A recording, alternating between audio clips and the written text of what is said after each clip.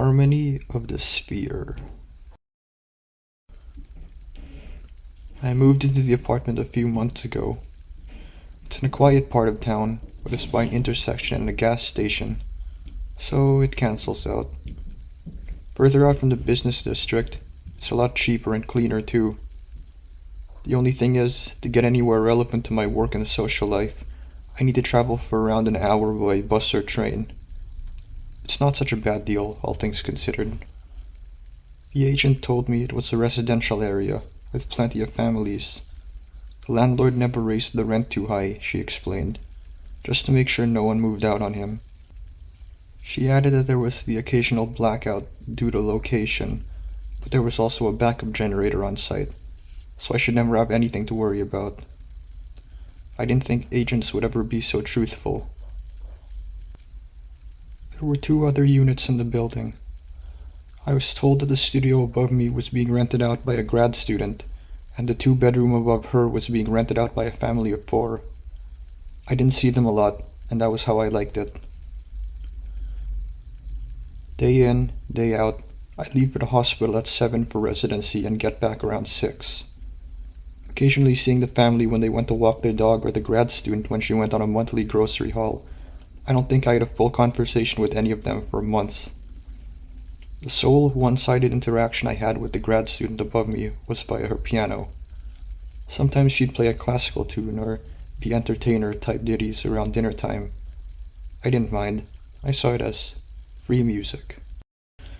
There'd be about 1 blackout every 3 weeks, with no patterns as to when.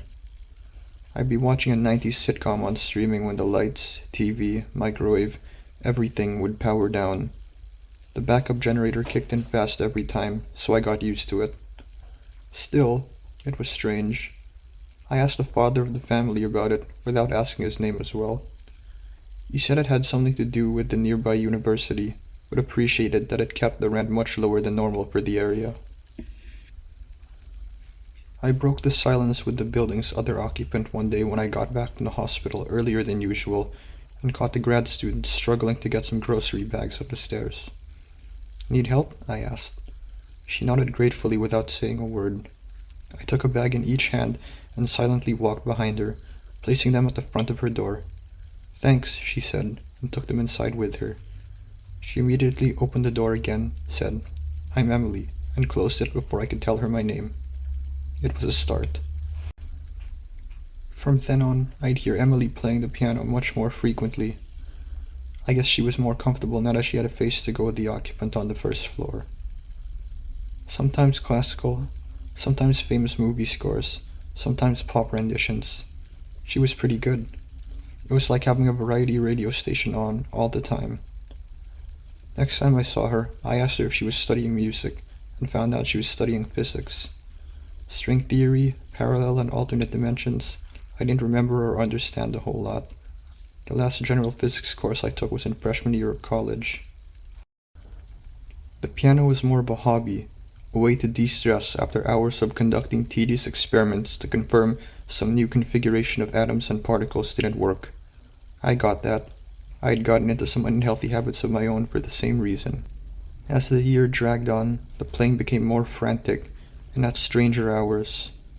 Never to the point that I felt I needed to confront her on it, though others disagreed. I managed to speak to the father of the family on the 3rd floor again, and he told me they had spoken to her a number of times about it. She had apologized profusely, promised it wouldn't happen again, and the next week they'd hear the Pink Panther theme at 3 in the morning. The mother worked late nights and couldn't stand it. They were on the verge of involving our landlord. I knocked on Emily's door that night when I knew she was back. "Hello?" She creaked the door open. "Oh, it's you." "Hi, I'm just here for the family upstairs. I'm sure you know this, but they're pretty mad about the piano. Told me they might involve the landlord if it continues. Just wanted to let you know so you don't get kicked out." "Oh, I'm sorry. I'll dampen the noise. Is there anywhere else you can play, maybe?" "Sorry, I need to practice every night. I have a big concert coming up." "A concert? That's impressive. Where?" "It's nowhere, just a small thing." Her eyes darted around and she looked at the floor. She shut the door. The next few nights, the piano was indeed muffled. She had blocked the gap under the door, gotten new curtains. I even helped her carry a mattress she found on the side of the road. It was no longer as intrusive, and the third-floor family seemed to be satisfied. But the playing didn't stop. I kept hearing it every night through the makeshift installation. Carnival of the Animals, Star Wars, Entry of the Gladiators, Jaws. Sometimes I heard it in my dreams. There were 2 blackouts in 5 days. The noise of thunder over the regularly scheduled piano performance woke me abruptly. I looked outside and it wasn't raining. I knew that thunder without rain was possible, so I tried to go back to sleep. I had an early day at work. Then the power went out and I smelled the burning. Shit. I stumbled out of bed and heard footsteps outside my door. It was a family from the 3rd floor in their pajamas, the father moving the kids along and trying to keep them calm. "Hey, what's going on?" I asked. "Not sure. I called the fire department already. I think it's coming from the 2nd floor," he said. The piano was still playing. I knocked on Emily's door on the 2nd floor and felt a disturbing warmth. "Emily, just letting you know. We smell burning in the apartments. You should step out for a bit just to be safe." No response. I knocked again. "Hey! Hey, Emily!" The piano stopped and the door opened. It was Emily. She had dark circles under her eyes and seemed to be dragging herself around, barely mobile. And her apartment was very much on fire.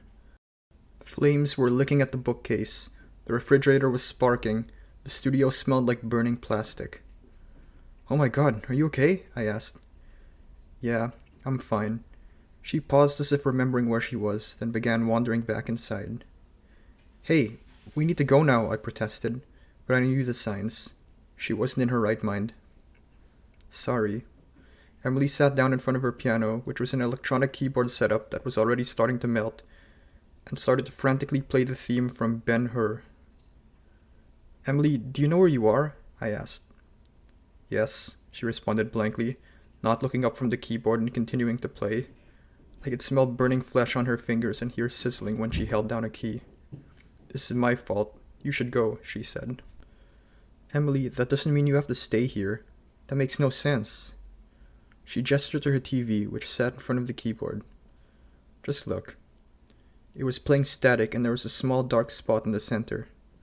The spot was flashing, or vibrating, and seemed to get bigger and smaller in time with her playing. She took her hands off the keyboard and the spot began expanding. Within seconds it had filled up the screen, and from the TV came the most ear-splitting droning noise I'd ever heard. I had to scream, cover my ears, and fall into a ball on the floor, but Emily didn't seem to notice, save the fact that her ears began bleeding. She resumed playing, and the spot shrank.